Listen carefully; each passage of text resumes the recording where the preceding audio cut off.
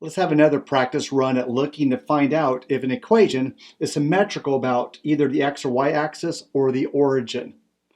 Do you remember how to test to see if it's symmetrical about the y-axis? We're going to insert a negative x where we see an x, and then reduce and solve that down. This becomes y equals, looks like negative x cubed. Does it match with what I originally had, x cubed and negative x cubed? No, it does not.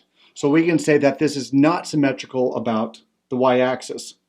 All right, let's check to see if it's symmetrical about the x-axis. We'll substitute in a negative y for the original function or original equation.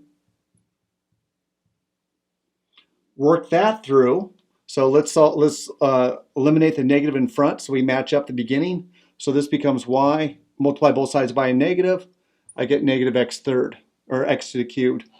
Notice also that this does not match with what I originally had. So therefore, this is also not symmetrical about the x-axis. So this is a y-axis test. This was the x-axis test. It failed here. It failed there. Now let's look at the origin. There we put in a negative y for every y, and then a negative x for every x. Let's simplify and reduce that down. Multiply everything through by a negative 1. I get y equals x cubed. And that's what I originally had, was y equals x cubed. So because those two are the same, I would say yes, it is, there we go, yes, with the origin.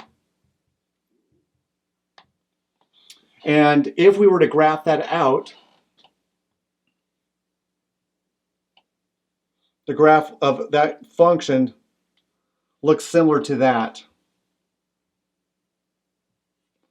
And you can see that that graph is not symmetrical about the y-axis or the x-axis, but it is symmetrical about the origin. So that if I rotated it 180 degrees, I would get the same graph.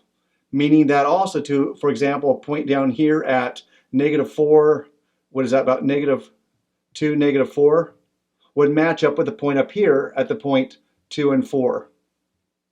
So these 2 points would match on up.